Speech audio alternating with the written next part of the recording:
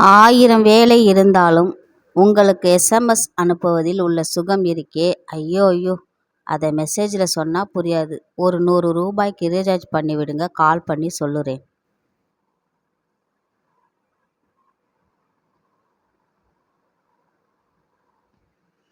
University first வர idea. 3:30 மணிக்கு எந்திரிச்சு பல் விளக்கிட்டு குளிராக இருந்தாலும் குளிங்க.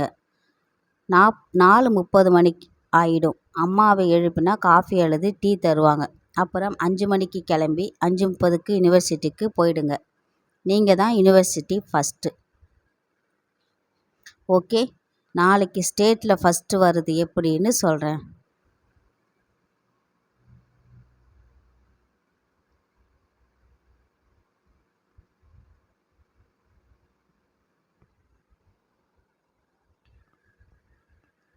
நீ சிரிக்கும் ஒவ்வொரு வினாடியும் உன் மரணம் உன்னை விட்டு விலகி செல்கிறது. ஆனால் மற்றவர்களுக்கு மரணம் நெருங்குகிறது.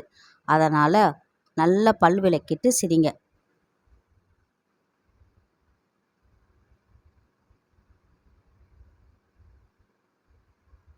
எப்போவுமே கீழே விழுந்துட்டோம்னு ஃபீல் பண்ணக்கூடாது. நம்மக்கிட்ட இருக்கிற சக்தியெல்லாம் ஒன்று சேர்த்து எழுந்திருச்சு சொல்லணும், அப்பாடா யாரும் பார்க்கல.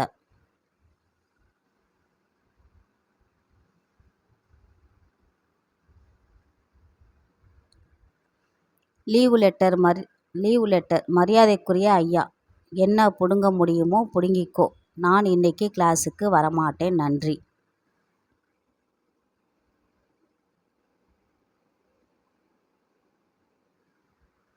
எப்போவுமே அருகில் இருந்தும் பேச முடியவில்லை, உரிமை இருந்தும் கேட்க முடியவில்லை. என்ன கொடுமை இது!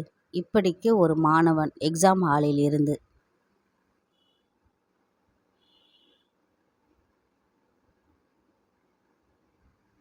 பைக் இருந்தால் ஓட்ட தோணுது, டிவி இருந்தால் பார்க்க தோணுது, லவ்வர் இருந்தால் பேச தோணுது. பட் புக்கு இருந்தால் மட்டும் படிக்கவே தோண மாட்டேங்குது.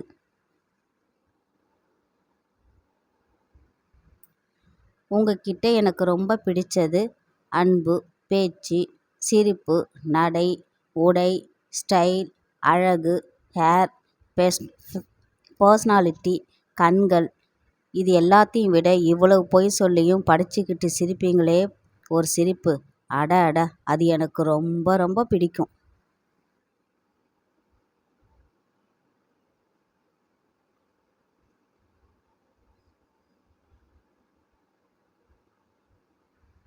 குறைக்கிற நாய் கடிக்காது, ஏன் தெரியுமா? ரொம்ப யோசிக்காதீங்க. 2 வேலையும் ஒரே நேரத்தில் செய்ய முடியாதுல்ல, அதான்.